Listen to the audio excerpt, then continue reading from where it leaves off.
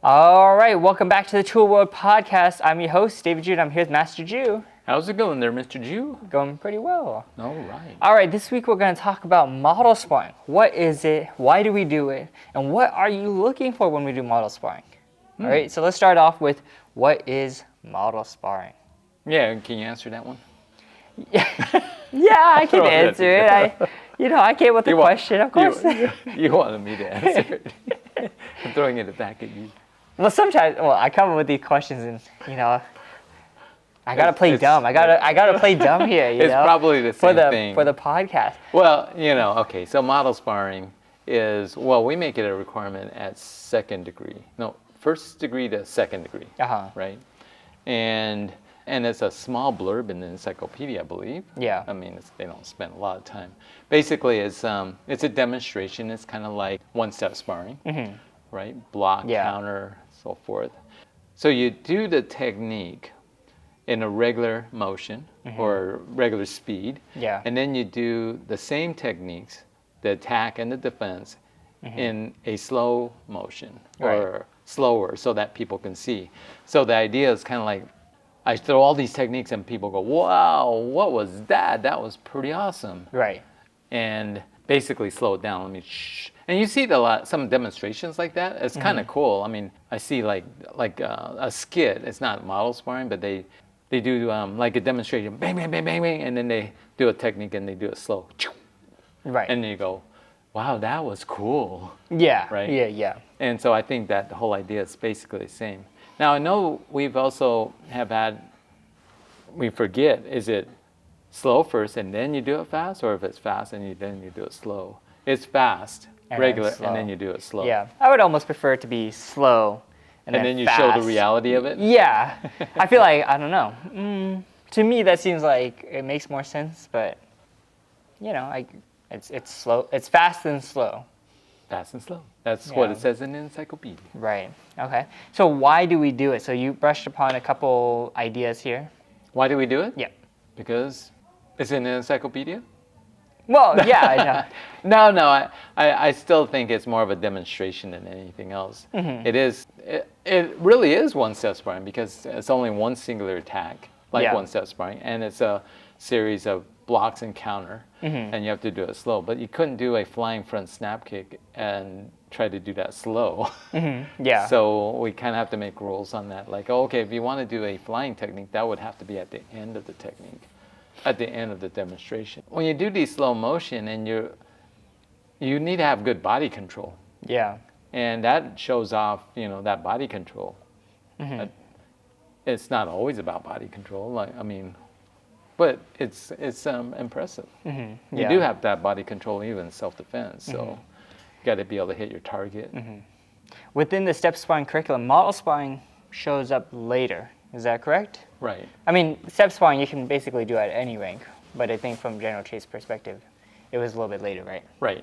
So I would say because the sparring was oh boy, now we're going to talk about the different categories. No, we don't have to do that. But I would say model sparring, when you do model sparring, especially at a high rank, you're looking for the correct attacking tools, So your turning kick, that foot can't be pointing up. What's it got to do? It's got to be turned over, kicking with the ball of the foot, right? When I'm doing long fists, right, where am I striking? Neck, temple, right? Middle punch with the middle knuckle, right? We should be seeing it to the solar plexus. So those high ranks should be identifying these types of techniques, right? Yeah, and they and should it also shows be it off. applying them, it shows that, that off. right? It does. And then so they can see both the fast version and slow version. But for me, I think that's what is one of the biggest things, is seeing the application of the techniques for them. Good job. Yeah, thanks. Yeah. All right, so what are some things you look for in model sparring and you say, oh, that was not a good model sparring set? And what are some things that you go, oh, that was good? So you said body control for one of them. You said body control, right? What else are you looking at? I don't know. I think that's about all I would look at. All what right. are you looking how about at? How about step sparring in general? Well, step sparring in general is, when you look at it, there's a certain sequence or certain concepts of the sparring. right? So when you look at 3-step sparring, 2-step sparring, 1-step sparring, that all falls under prearranged sparring. Now, prearranged Sparring. sparring, right? And then you have Prearranged free sparring. prearranged free sparring. And then you have free sparring. You have model sparring. So we have rules for like 3-step sparring, 2-step sparring, and 1-step sparring. Yeah. And by that time in our studio, right, at 1-step sparring, they should have done all of that for first degree, and then for first degree to second degree, we make them to do the model sparring. And I think that's where your idea is correct, where it's not just moving forward and backwards, but it's more like how the technique is performed against a certain application. And to do it slow, that's how you can see that. So it's body control. You can see, like you said, you can see if they're doing it correctly or incorrectly. When you're doing like 1-step sparring, it could just be flailing. Yeah, it could be. Yeah, I would also say like, looking for the appropriate techniques for the rink as well. If you're first done, we should be seeing various different techniques like twisting kick, checking blocks, right? So you should be applying those techniques, right? So have to evolve past block punch, block turning kick. Well, we talk about that, like if you look at 3-step sparring, it's really for low ranks. And a black belt can do 3-step sparring, and they know so many more techniques. They could do that, but we limit it to specific groups. So if you're doing 3-step sparring, we're limiting it to the yellow belt requirements. In other words, real basic. What are the techniques that they can use? Right. So if a yellow belt probably wouldn't be doing a twisting kick, so we wouldn't allow we don't allow twisting kick for beginning 3-step sparring, or just 3-step sparring in general. Well, maybe some other schools do. They do, maybe. Right. I don't know. It's for our school. Our guys are not good.